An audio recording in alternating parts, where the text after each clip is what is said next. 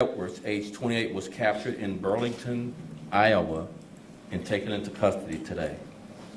Members of the Great Lakes Regional Fugitive Task Force recovered information that led to Edwards' capture. He's currently in custody at the Des Moines County Correctional Facility, where extradition proceedings are underway to return him to Chicago. He will face 2 counts of attempted murder of a police officer. And I just want to take a moment to recount the incident. So this incident occurred June 1st at approximately 5:43 p.m. in the 7th District. Chicago police officers were conducting a traffic stop in the 6100 block of South Paulina. During that stop, officers were fired upon, and one of our officers was struck by that gunfire from the offender. The officer was transported to the University of Chicago Hospital for treatment. She's now been released, but she had sustained a gunshot wound to the head, and she's recovering from home.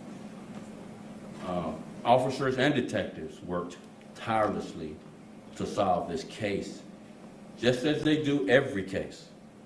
And I commend their tireless efforts, and this arrest is a result of really exceptional police work. And it should serve as a warning to all those involved in criminal activity that you cannot run, nor can you hide from justice. You will be held accountable, and you will face the consequences of your actions. And we all are so glad to bring some sense of justice and peace to the mind of our officer as she continues to recover. Our police department will always be there for our officer and her family, and we have resources available for colleagues in the 7th District and department-wide. And this officer is just one example that our police officers face every day, putting themselves in harm's way for all of our safety. I want to thank our officers and their families for their sacrifice. This year, 34 Chicago police officers have been shot at or shot in the line of duty. 7 have been struck by gunfire. Brazen attacks against officers and violence in our communities is unacceptable. We won't tolerate it. Just this past week, as you know, one of our off-duty officers was shot. We cannot let up on the all-out effort to get guns and gangs off our street. And with that, I'll take a few questions. Superintendent, can you talk about... We're going to do the mic so we can kind of have a little bit of order, and then we'll go around. Thank you. Behind you. Go ahead. Actually, Superintendent, first I'd like to ask you, if you, Terry Kester, WBB Radio. I'm sorry, could you please repeat the offender's name again? I'm sorry. You didn't get the information regarding the offender? I did not. Okay. Got your pen ready? Yes, sir. All right. Jabari, that's Jabari, Edwards, age 28. He was captured in Burlington, Iowa, taken into custody today. Thank you. Charlie DeMar, CBS Chicago. Does Mr. Edwards have ties to Chicago? And can you touch on his criminal history at all? Got a little bit of that. We'll give you a little bit of that, and what we don't have for you right now, we'll get to you later. But we'll give you a little bit of it now. And also, if you can detail what led you to him in Iowa. Sure. So yeah, he has ties to Chicago, and he has a criminal history here where he has 2 arrests. He has one conviction for an attempt robbery back in 2012.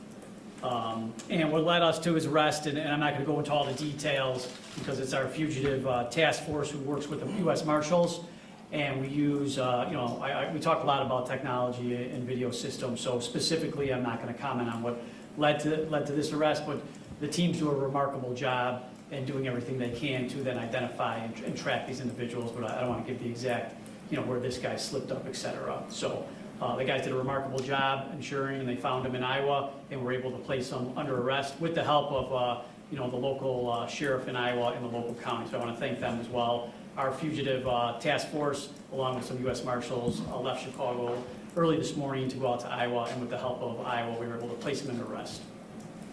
Any other questions? Yes. Hi, Jenna Barnes, WGN. Previous reporting was that this was a shootout. Police shot back and struck the offender. Was he shot during this, and was he treated at a hospital or differently? No, he escaped. He made ways, escaped, and was captured today. And he was shot? I don't believe he was shot. We don't have any indication he was shot. Okay, we'll correct that. And what was the traffic violation? It was a minor regulatory traffic violation. Okay, thanks. Next. Hey, Superintendent, how are you? I know you brought up the off-duty officer who was shot over the weekend. Yes.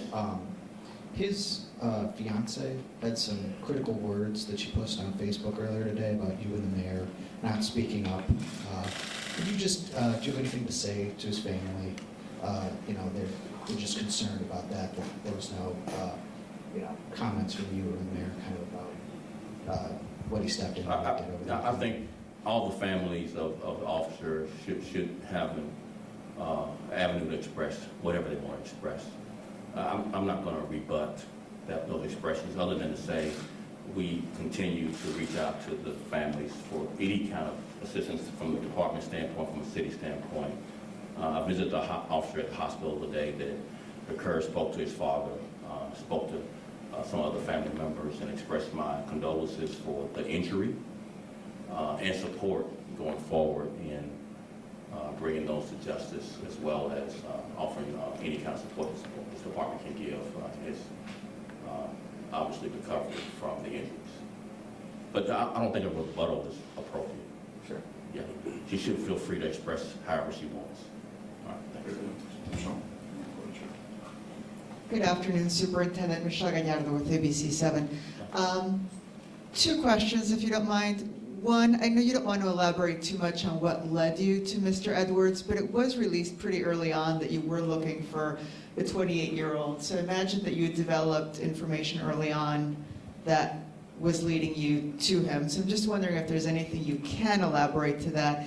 And then the second one, just on this call to Willis Tower that there was about a half an hour ago. Can you explain what that was? Because of course initially there had been scattered traffic that there was an active shooter, then that was dismissed. So if you can just clarify what all that was about. So it was obviously not accurate reports of any kind of active shooter in Willis Tower. We debunked it almost immediately, but at the same time we're taking due care in ensuring that there's no other activity occurring.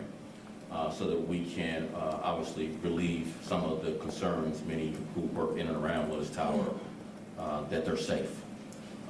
Beyond that, obviously, we take all of these reports seriously until we are able to debunk them, and so that, obviously we can make sure, given the current circumstances in this country with gun violence, particularly mass shootings, we've got to take every precaution necessary to ensure that it's not accurate, that there's not any concern for public safety, and that we obviously deal with the perceptions of safety as well. So we follow through with all of our normal protocols and searching fully all the areas that this debunked report said was a concern. And just that first question on... Oh, the first question on if we can add to Thank you. what led to his capture. Sure. So immediately when the officer was shot, the defendant fled in a black vehicle and crashed the vehicle. So the police department located that vehicle immediately, and then with the help of citizens, we were directed to his path of flight. At that point, we used video, and we actually saw him try to hide a firearm, which we recovered, and then that firearm matched to the casings on the scene. And then with the help of additional community, we were able to put him inside this vehicle. Hence, we knew we were looking for. I just want to give up the details of how we actually found him in Iowa. Thank you. And Charlie, yes. Actually, a lot of it's been covered, but I can ask, did he have connections in Iowa? Charlie Wojciechowski, Channel 5 for baseball purposes. Did he have connections in Iowa, and are you looking for anyone else in connection with this who may have helped? We'll bring Brendan back up on any connections in Iowa. Sure, he did have a connection in Iowa, and that's, the person that he was staying with. So not going to release that individual, but it was a connection to him through some sort of, family or friendship connection. But no additional charges at this time. We just placed him into custody, so we're kind of fleshing that out. If this individual that he was with knew that they were harboring a fugitive. Is that the last question? Oh, one more. Sam. Yep, Sam, in the back. Afternoon, Superintendent. Sam from WGN. Just pulling up Jabari Edwards' rap sheet here on my phone. Last February, the State's Attorney's Office nollied 3 counts of Aggie UW that were lodged against him in 2020. Since he's been taken into custody, have there been any discussions between you or the chief with the State's Attorney's Office as to why those Aggie UW charges were dropped? We likely know why they were dropped now. At the time, I don't believe there's much of a connection to this. We always make the point, though, too many guns in the wrong hands and not enough consequences for when you are arrested with a gun. And we just make the case as best we can that violent offenders who possess illegal guns ought to be held accountable much more than they are. And we'll leave it at that without citing an individual case. And lastly, before we leave, every presser, and we're in front of you all several times, we're talking about the officer shot at his shop, the extraordinary bravery and courage. And you all, sometimes you have time to report it or space to report it, sometimes you don't. But this is every day, every shift, 24/7, officers are risking their lives. And we try to make that the more prominent things we say about their sacrifice and courage, particularly of the officers shot at his shop. So we'll continue to do that, and we'll continue to express our deep gratitude to these officers and their families for the sacrifice they make in protecting all of us. Thank you.